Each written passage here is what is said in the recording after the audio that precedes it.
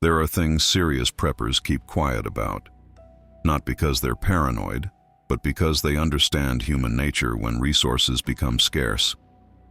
What you're about to learn isn't common knowledge, and there's a reason for that. The supplies I'm going to reveal aren't the obvious ones everyone talks about.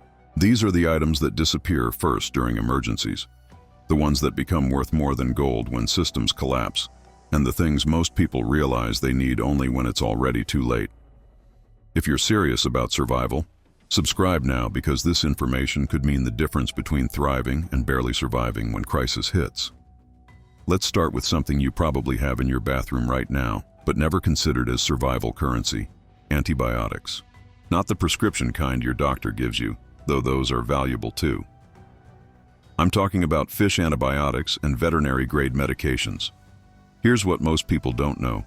Fish antibiotics, like fish mox, contain the exact same active ingredient as human amoxicillin. Same chemical compound, same dosage, manufactured in the same facilities. The difference? No prescription required, and they're legal to purchase and store. During Hurricane Katrina, these became more valuable than cash in certain areas. People with infected wounds, dental abscesses, and bacterial infections couldn't access doctors or pharmacies for weeks. Those who had stored fish antibiotics literally saved lives, including their own.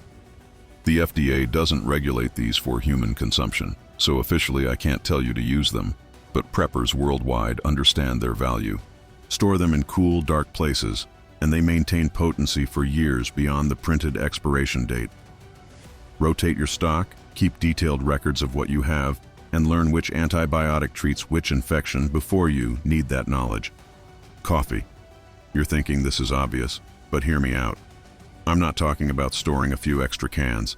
Serious preppers stockpile green coffee beans, not roasted. Roasted coffee loses flavor and potency within months. Green coffee beans, properly stored in mylar bags with oxygen absorbers, remain viable for decades. During the Great Depression, coffee became a luxury item that people would trade almost anything for. In Venezuela's economic collapse, a pound of coffee could buy a week's worth of food. But here's the real secret. Green coffee beans are also tradable to people who don't drink coffee because they can be sprouted and grown. You're not just storing a commodity, you're storing seeds for a crop that takes 3 to 4 years to produce from planting. Anyone with green coffee beans in year 5 of a collapse has something nobody else can produce quickly. Learn to roast small batches using a cast iron skillet or a popcorn popper. The smell of fresh roasted coffee during hard times does something to human morale that's difficult to quantify but impossible to overstate. Alcohol, but not for drinking. Medical-grade ethanol and high-proof grain alcohol like Everclear serve purposes most people never consider. It's a disinfectant stronger than isopropyl alcohol. It's a fuel source for alcohol stoves. It's a solvent for making tinctures and herbal medicines. It preserves food and specimens. It's an essential ingredient in homemade sanitizer. And yes, it's tradable to people who want to drink it, though that's actually its least valuable function. A gallon of Everclear can disinfect thousands of wounds, sterilize surgical instruments, preserve dozens of medicinal tinctures, and fuel a small stove for weeks. Store it in glass containers in cool, dark locations, and it lasts indefinitely. During Prohibition, doctors wrote prescriptions for medicinal alcohol because its medical value was recognized even then. In a true emergency, antibacterial soap runs out. Hand sanitizer runs out. Isopropyl alcohol runs out. Everclear doesn't evaporate from stores quickly because most people think of it as party supplies, not survival gear. Let's talk about something that sounds ridiculous until you understand the science. Salt. Not table salt, though that's useful. I'm talking about large quantities of salt for meat preservation, a skill that kept humanity alive for thousands of years before refrigeration. 100 pounds of salt can preserve hundreds of pounds of meat, fish, and certain vegetables for years. When the power grid fails, everyone's freezer becomes a ticking time bomb. You have maybe 48 hours before everything spoils if you don't open it. The people who understand salt curing can save that meat. They can trade preserved meat when everyone else is eating canned beans. Learn the difference between dry curing and wet curing. Understand that different meats require different salt ratios.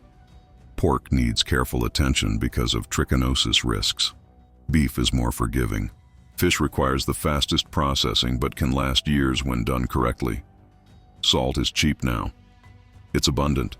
It's heavy, so most people don't stockpile it. But in a long-term collapse, salt becomes so valuable that Roman soldiers were literally paid in it. That's where the word salary comes from. Here's something that disappears immediately, but few people stockpile adequately: baby formula and infant supplies, even if you don't have children. Especially if you don't have children. When disaster strikes, parents become desperate. A parent with a hungry infant will trade anything they have for formula. They'll give you their generator, their ammunition, their gold jewelry. During the 2011 Japanese tsunami, baby formula vanished from stores within hours, and the black market price skyrocketed to 10 times normal retail. Here's the critical part. Formula has a shelf life, usually about 2 years, so you need to rotate stock. But the return on investment during emergencies is unmatched. Store several cans, rotate them by donating to food banks before expiration, and replace them. The same applies to diapers, diaper rash cream, and baby wipes. Baby wipes, incidentally, are useful even without children. They're hygiene products that work without water, and in a water shortage scenario, they're worth their weight in gold. Seeds, but not the seeds you're thinking of. Everyone talks about heirloom vegetable seeds, and yes, those are important. What they don't talk about are medicinal herb seeds and spice seeds. Willow bark for pain relief, echinacea for immune support, chamomile for anxiety and sleep, feverfew for headaches. These plants grow easily in most climates, they're perennial or self-seeding, and they provide medicine when pharmaceutical supplies run out. Even more valuable, spice seeds. Black pepper, coriander, cumin, mustard. In medieval Europe, spices were literally worth more than gold per pound. They preserve food, they make bland survival food palatable, and they're compact and lightweight. A small container of black pepper seeds can produce pounds of peppercorns year after year. Most Americans have completely lost the knowledge that pepper comes from a plant you can grow. In a collapse lasting years, the person with a pepper plant has something nobody else can produce, and everybody wants. Store seeds in vacuum-sealed containers and freezers if possible, or in cool, dark, dry locations. Test germination rates annually by sprouting a few seeds, and replace stock when viability drops. Feminine hygiene products. This is uncomfortable to discuss, which is exactly why most people ignore it, and exactly why it's valuable. Half the population needs these products monthly. They have no substitute in terms of convenience and hygiene. During natural disasters, they're consistently listed as one of the most requested items at relief centers, but they're rarely donated because people don't think about them. Store tampons, pads, and menstrual cups. Cups are reusable and last for years, making them extremely valuable. These products also have secondary uses. Tampons are excellent for treating gunshot wounds and deep punctures because they're sterile, absorbent, and designed to expand. Pads can be used as bandages for large wounds. This isn't theoretical, this is documented medical practice in field hospitals and wilderness medicine. They're compact, they don't require special storage conditions, and they never expire. Buy them in bulk when they're on sale, store them in waterproof containers, and you have both a personal necessity and trade goods. Cigarettes and tobacco, even if you don't smoke. Nicotine addiction doesn't stop during emergencies. It intensifies because stress levels skyrocket. In every documented long-term crisis, cigarettes become alternative currency. During World War II, cigarettes were more reliable than money. In prison economies, they're still the de facto currency. A carton of cigarettes purchased now for $50 could trade for a week's worth of food during a crisis.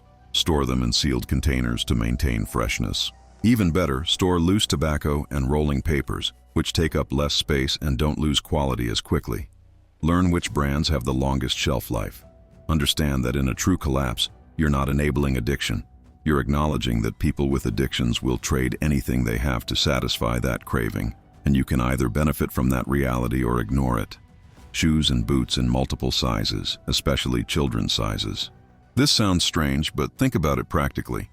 Children outgrow shoes every few months. Adults wear out shoes, especially when walking becomes the primary transportation method. During the Great Depression, resoling shoes became a critical skill, and cobblers made good money. In a collapse, shoes wear out faster because people walk more, work harder, and can't easily replace them. A pair of good boots that fits could be worth a month's supply of food to someone whose shoes have fallen apart. Store various sizes, focus on durable work boots and athletic shoes, and keep them in climate-controlled conditions to prevent degradation. Rubber and synthetic materials break down over time even when unworn, so rotate stock every 5 to 7 years. The people who think about shoes are the ones who've actually lived through scarcity. Everyone else assumes shoes are permanent. Eyeglasses. Reading glasses specifically in multiple magnification strengths. As people age, nearly everyone needs reading glasses. When you can't read instructions, labels, maps, or medical information, you become dependent on others. Reading glasses are cheap now, usually available at dollar stores. During a collapse, they become priceless. Store multiple pairs in different strengths from +1 to +4. Keep them in hard cases to prevent scratching. If you wear prescription glasses, have multiple backup pairs made now while optometrists are accessible. Get your prescription updated regularly and keep old glasses even when you upgrade. Store a glasses repair kit with tiny screws, nose pads, and a small screwdriver. Broken glasses that can't be repaired become useless, but a $2 repair kit can keep them functional for years. This applies to sunglasses too. Eye protection from UV radiation doesn't stop being important during emergencies. Fire starting tools beyond the basics. Everyone knows about lighters and matches. Serious preppers stockpile ferrocerium rods, which produce thousands of strikes. But here's what most people miss. Cotton balls soaked in petroleum jelly, stored in waterproof containers. Each one burns for 3 to 5 minutes, hot enough to light wet wood. They cost pennies to make, they're lightweight, they don't degrade, and they work in conditions where everything else fails. Make hundreds of them. Store them in small containers distributed throughout your gear. 1 container in your vehicle, 1 in your bug-out bag, 1 in your home. When you can reliably start fire in any condition, you can purify water, cook food, stay warm, signal for rescue, and sterilize tools. Fire is the difference between survival and death in cold weather. The ability to create fire reliably makes you valuable to any group in a survival situation. Manual tools that don't require electricity or fuel, a hand-crank grain mill, a manual meat grinder, a treadle sewing machine, a hand-operated water pump. These tools seem archaic until the power goes out permanently. A grain mill converts whole grains, which store for decades, into flour you can actually use. Whole wheat berries last 30 years in proper storage. Once ground into flour, they last weeks. Without a grain mill, those wheat berries are just hard seeds you can't digest properly. A manual meat grinder processes game and preserved meat without electricity. A treadle sewing machine repairs clothes, makes new items from fabric, and provides a skill-based trade service.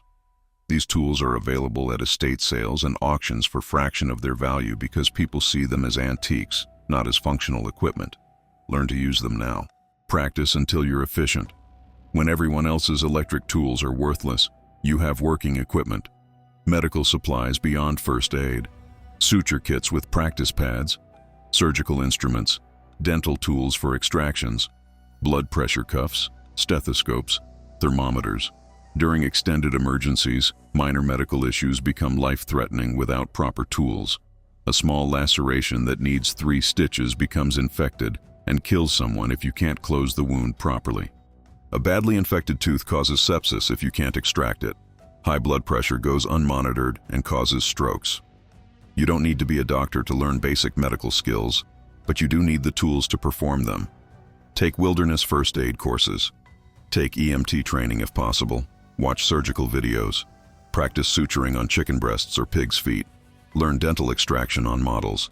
This sounds extreme, but doctors and dentists won't be available in a true collapse. The person with medical tools and basic knowledge becomes the community medic by default. Store these items carefully, keep them sterile when possible, and continuously educate yourself. Water filtration beyond basic camping filters. Those Sawyer filters and life straws are excellent for personal use, but they filter limited quantities before clogging.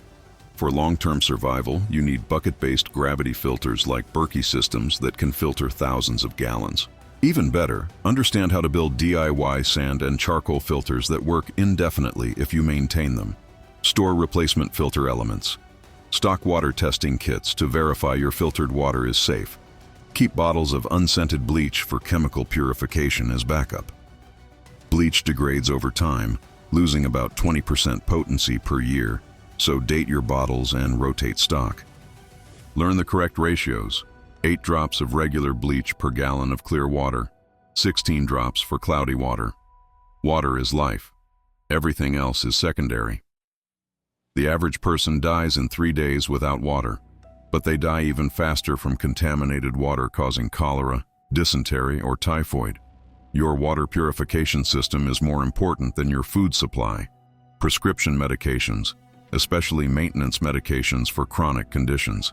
If you take blood pressure medication, thyroid medication, insulin, or any daily prescription, you need backups.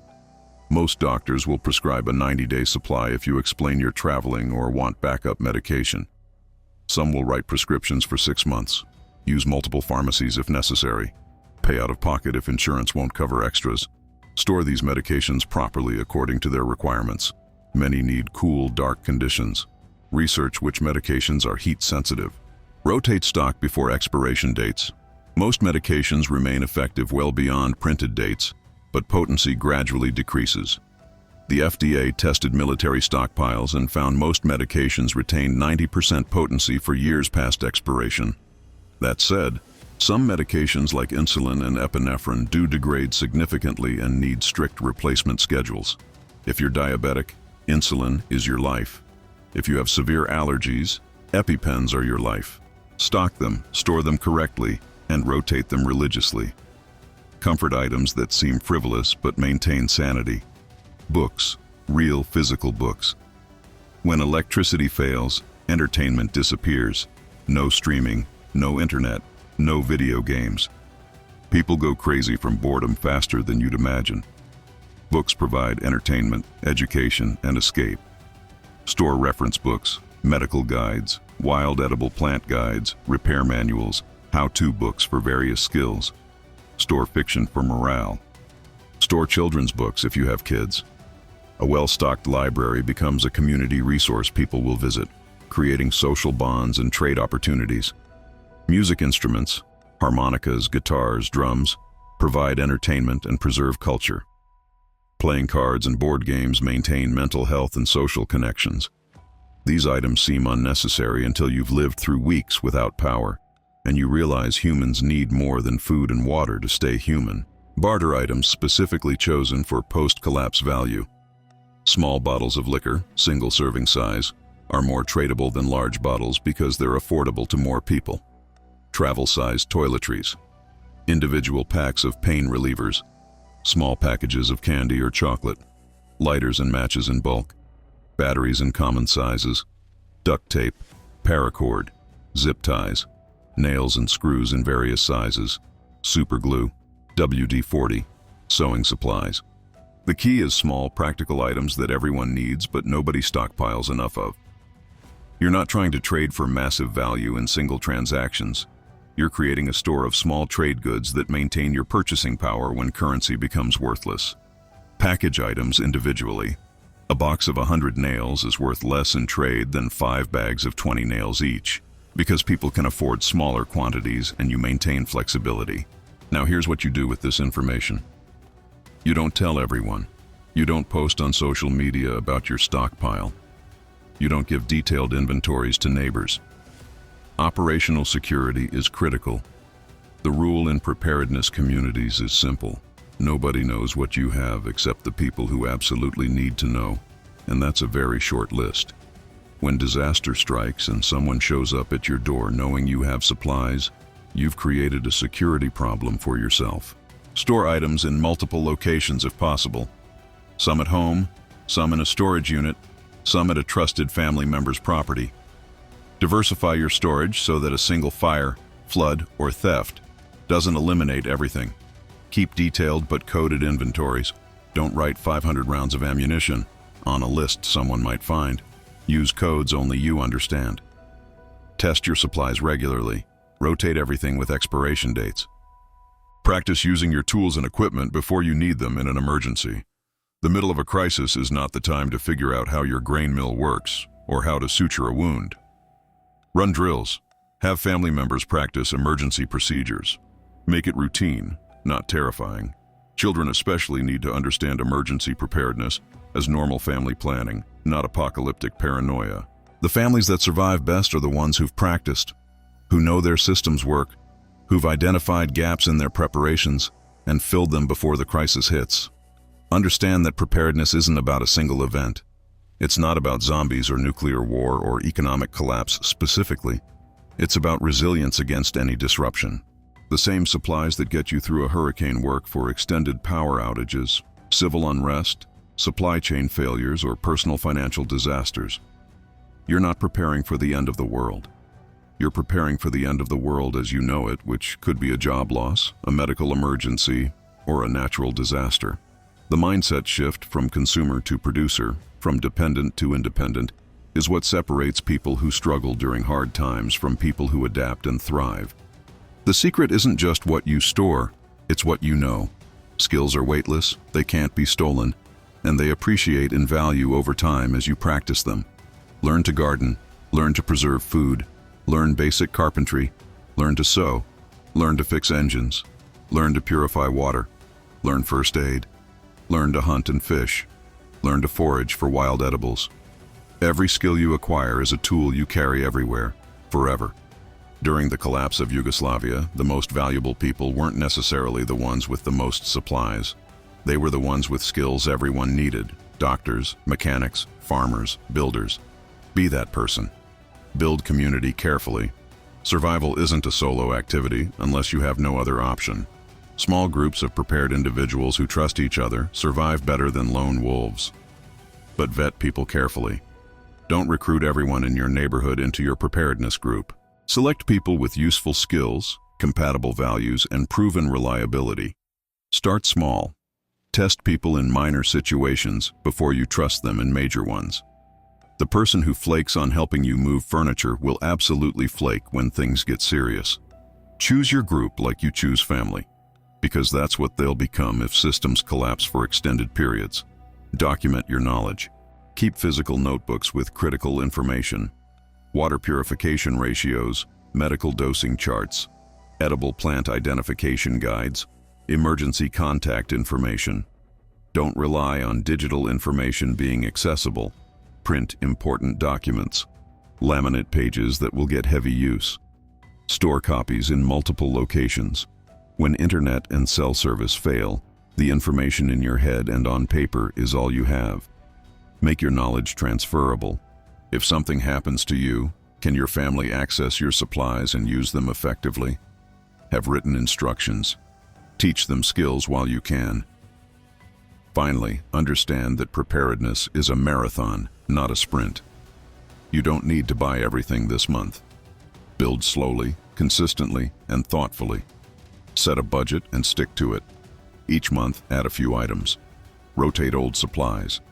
Upgrade equipment as you learn more. Join online communities focused on specific skills. Read books written by people who've lived through actual collapses: Argentina's economic crisis, the siege of Sarajevo, Hurricane Katrina, the 2011 tsunami. Learn from people who survived, not from people who theorize. Their experience is your education. The supplies I've discussed today aren't the obvious ones everyone talks about, because the obvious stuff isn't what makes the difference. Everyone knows to store rice and beans. Few people understand that green coffee beans are better long-term investments than roasted. Everyone buys flashlights. Few people stockpile reading glasses. The gap between common preparedness and serious preparedness is knowledge, and now you have information most people will never learn until it's too late to use it. If you want to go deeper into specific topics, you'll find in the pinned comments some guides and documents that can take your preparedness to the next level. Check them out when you're ready. And if this information made you think differently about survival, if it gave you actionable steps you can take today, then share this video with people who need to hear it. Comment below with what surprised you most or what you're going to prioritize first. Subscribe, because the content coming next goes even deeper into skills and knowledge that could save your life. Don't just watch and forget. Act, prepare, and whatever you do, keep it quiet until you need it.